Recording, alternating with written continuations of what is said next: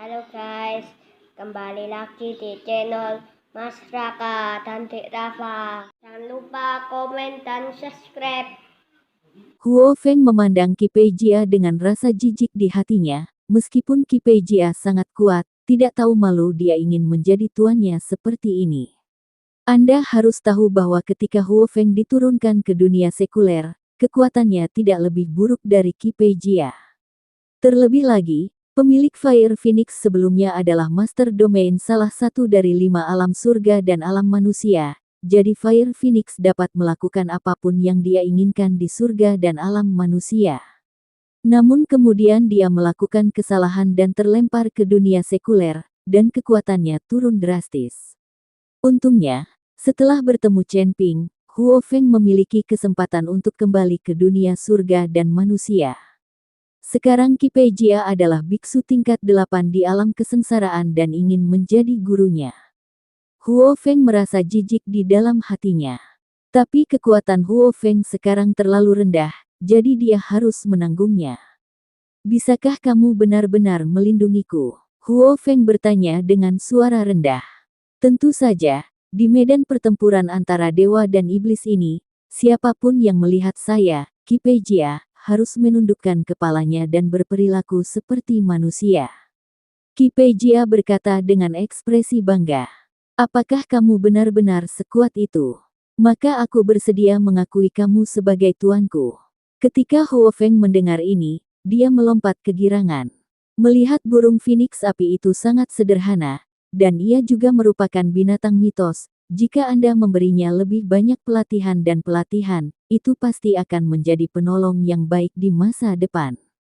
Selain itu, burung phoenix api terlihat murni dan halus, jadi bagus untuk menjaga tempat tidur tetap hangat di malam hari. Oke, karena kamu mengenaliku sebagai tuanmu, aku akan memberimu pertemuan dulu. Qi Peijia mengeluarkan ramuan dan melemparkannya langsung ke Huo Feng. Ini adalah ramuan yang saya temukan di medan perang para dewa dan iblis. Saya memberikannya kepada Anda. Terima kasih guru. Huo Feng sangat senang karena dia akan menyingkirkan ramuan itu. Makanlah, ramuan ini untukmu. Qi Peijia meminta Huo Feng memakan ramuan itu. Huo Feng ragu-ragu sejenak, tapi akhirnya membuka mulutnya dan menelan ramuan itu. Bagaimanapun, dia harus patuh tanpa syarat sekarang agar Qi Peijia tidak curiga. Qi Peijia tiba-tiba tersenyum saat melihat Huo Feng benar-benar memakan ramuan itu. Tuan, saya baru saja diintimidasi. Saya ingin tahu apakah guru dapat membantu saya membalas dendam. Huo Feng bertanya pada Qi Peijia. Tentu saja, kamu bisa mengantarku ke sana. Qi Peijia mengangguk. Huo Feng membawa Qi Peijia ke arah yang berlawanan dengan gua tempat Chen Ping dan yang lainnya berlatih. Keduanya terbang jauh, dan burung phoenix api berubah menjadi tubuhnya sendiri dan terbang di samping Qi Peijia. Ini membuat Qi Peijia merasa sangat puas. Tubuh. Dia perlu menemukan musuh yang kuat, dan kemudian mengikuti Qi Peijia untuk bertarung dengan kedua belah pihak terluka, sehingga Huo Feng dapat melarikan diri.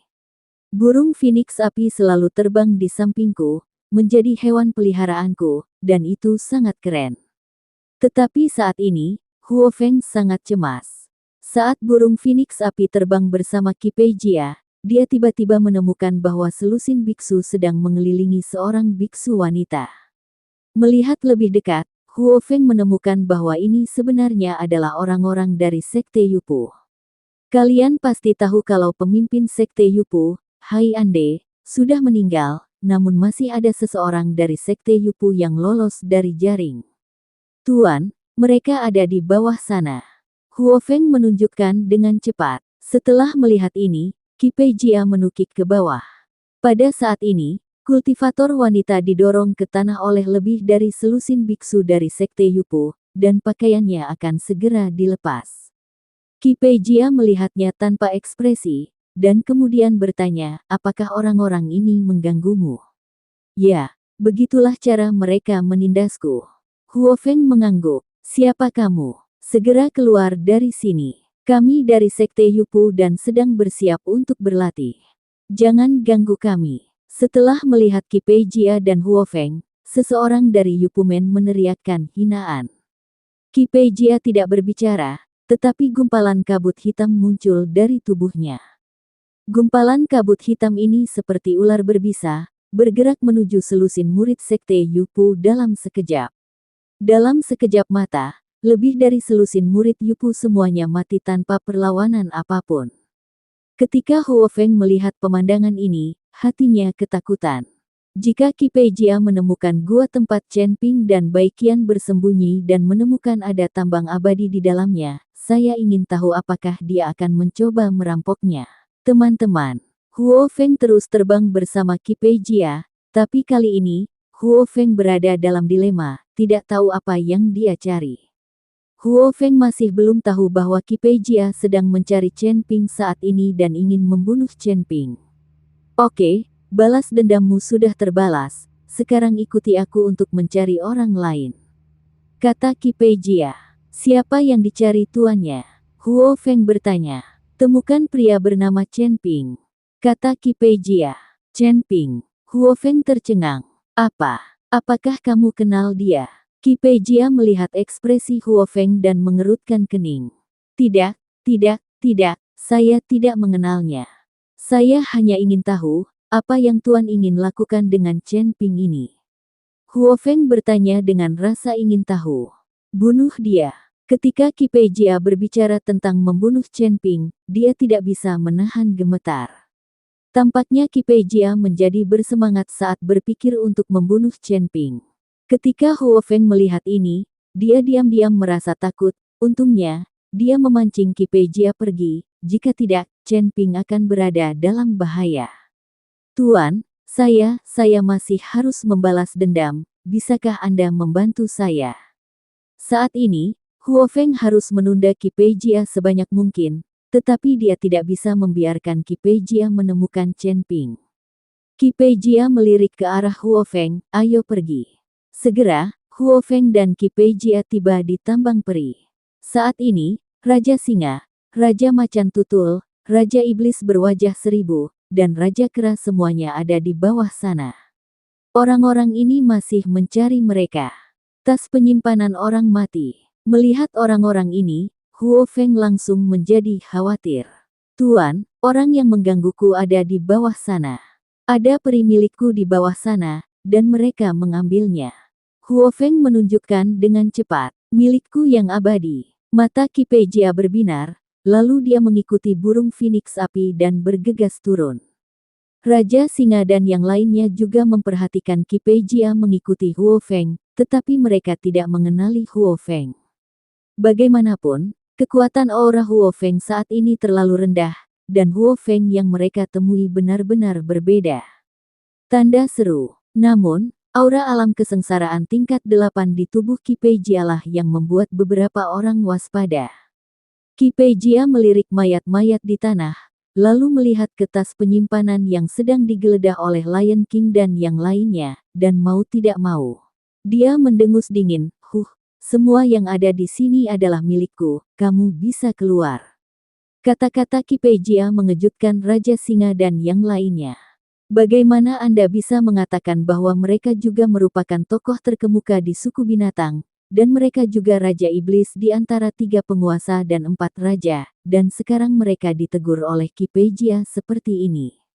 Kamu pikir kamu ini siapa? Beraninya kamu membicarakan kami seperti ini. Tahukah kamu siapa kami? Raja Singa mengaum. Apakah kamu mencari kematian? Raja Macan Tutul juga memiliki cahaya dingin di matanya. Raja Kera mengangkat kepalanya saat ini dan tiba-tiba melihat Huo Feng mengikuti Ki Peijia. Dia hendak berbicara, tetapi terhenti oleh pandangan Huo Feng. Rekan Tao, benda-benda di medan perang antara dewa dan iblis adalah benda yang tidak memiliki pemilik. Bagaimana kamu bisa mengatakan itu milikmu? Dan selalu ada sistem siapa yang datang lebih dulu, kan? Raja Iblis berwajah seribu bertanya pada Ki Peijia dengan sopan. Dan saat Raja Iblis berwajah seribu berbicara, aura di tubuhnya terus meningkat, dia berada di puncak alam kesengsaraan tingkat ke-7, mendekati alam kesengsaraan tingkat 8. Raja Singa, Raja Macan Tutul, dan Raja Kera juga memancarkan aura mereka dan menuju Qi Peijia. Qi Peijia sedikit terkejut, dia tidak menyangka orang-orang ini tidak lemah.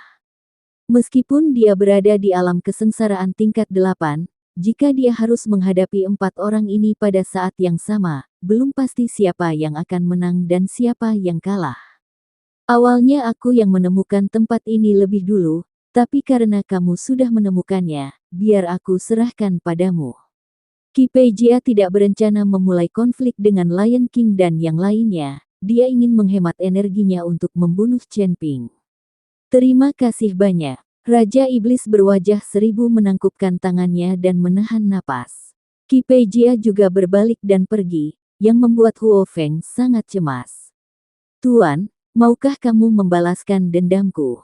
Huo Feng bertanya dengan bingung. Lawannya juga sangat kuat, mari kita bicara tentang balas dendam nanti, kata Qi Peijia. Melihat Qi Peijia ketakutan, Huo Feng memutar matanya dan berkata, sial. Kamu pengecut sekali, bah.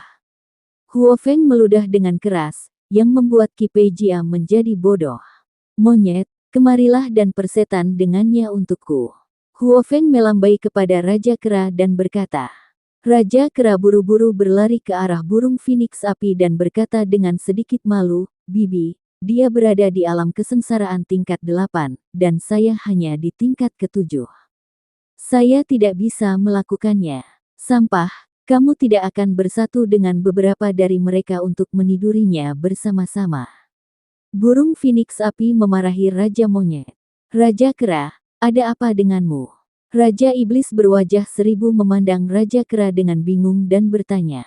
Raja Pengobatan berwajah seribu, tidakkah kau lihat, ini adalah burung Phoenix api, burung Phoenix api. Kata Raja Kera dengan cemas. Api Phoenix. Ketika Raja Kera mengatakan ini, beberapa orang memandang Huo Feng dengan hati-hati. Pada akhirnya, semua orang tersentak, mengapa Fire Phoenix menjadi seperti ini? Ceritanya panjang. Kenapa kalian tidak menghajarnya? Anak ini hanyalah iblis kecil.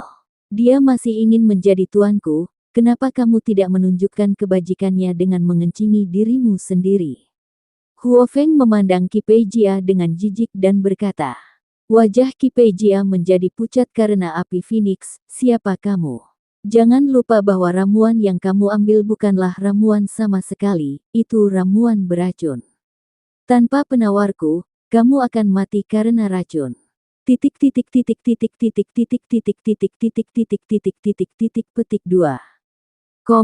Aku sudah mengetahuinya sejak lama, aku tidak takut. Fire Phoenix tidak takut sama sekali. Dia tahu kemampuan Chen Ping selama Chen Ping ada, pil racun apapun bisa disembuhkan. Sialan, kamu berani meracuni bibiku. Ketika Raja Kera mendengar ini, dia langsung menjadi marah dan menamparkan Qi Peijia dengan telapak tangannya. Melihat hal ini, beberapa orang lainnya pun ikut mengambil tindakan. 4 diantaranya berada di alam kesengsaraan tingkat ke-7, apakah mereka takut salah satu berada di alam kesengsaraan tingkat 8? Ketika Qi Peijia melihat ini, dia berbalik dan lari. Saya melihat Qi Peijia melambaikan kabut hitam, dan kemudian seluruh orang memasuki kabut hitam. Dengan getaran di kehampaan, sosok Qi Peijia menghilang. Sial, anak ini tahu sihir luar angkasa. Kalau tidak aku pasti akan menghancurkannya. Raja Kera berteriak, lalu berjalan ke arah burung Phoenix api dengan wajah tersanjung dan berkata, Bibi, menurutmu bagaimana sikapku? Ya, sangat berharga kalau aku begitu baik padamu sebelumnya. Fire Phoenix menepuk bahu Raja Kera. Huo Feng, apa yang terjadi padamu? Bagaimana jadinya seperti ini? Raja Iblis berwajah seribu bertanya dengan kaget.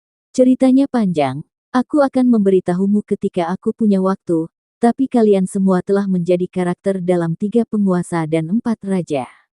Itu di luar dugaanku. Kalian adalah yang paling bodoh sebelumnya. Setelah Huo Feng selesai berbicara, dia berbalik dan pergi, dia harus kembali ke Chen Ping secepat mungkin.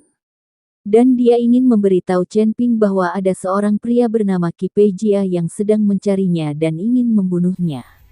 Ketika Huo Feng bergegas kembali, dia menemukan bahwa Chen Ping telah selesai mengikuti Bai Qian. Wajah Bai Qian memerah, dia jelas sangat puas. Huo Feng, apa yang telah kamu lakukan? Chen Ping bertanya pada Huo Feng. Tuan, seseorang baru saja datang. Saya takut menemukan Anda, jadi saya membawa orang itu pergi. Kata Huo Feng. Siapa? Chen Ping terkejut. Itu adalah pria bernama Qi Peijia, dan dia bilang dia ingin menemukanmu dan membunuhmu. Kata Huo Feng. Chen Ping langsung terkejut dan melihat ke arah Huo Feng dengan hati-hati, lalu bagaimana kamu bisa melarikan diri dari orang itu? Dia adalah biksu tingkat 8 di alam kesengsaraan. Chen Ping tidak mengerti bagaimana Huo Feng bisa melarikan diri dari Qi Peijia ketika dia hanya berada di alam fusion. Huo Feng tersenyum dan berkata, orang pegunungan punya rencana cerdasnya sendiri. Huo Feng memberitahu Chen Ping apa yang terjadi, yang membuat Chen Ping sangat ketakutan. Untungnya, Huo Feng bertemu dengan beberapa dari 3 penguasa dan 4 raja. Jika tidak, Qi Peijia akan membunuh Huo Feng jika dia mengetahui bahwa Huo Feng telah berbohong kepadanya, hidup. Namun, ketiga kaisar dan 4 raja ini semuanya takut pada burung phoenix api, yang di luar dugaan Chen Ping. Tiba-tiba, Huo Feng mengerutkan kening, seteguk darah muncrat, dan pil racun di tubuhnya mulai beraksi. Chen Ping buru-buru membawa Huo Feng ke dalam gua, mendetoksifikasi dia, dan meminta Bai Qian untuk melindunginya di luar.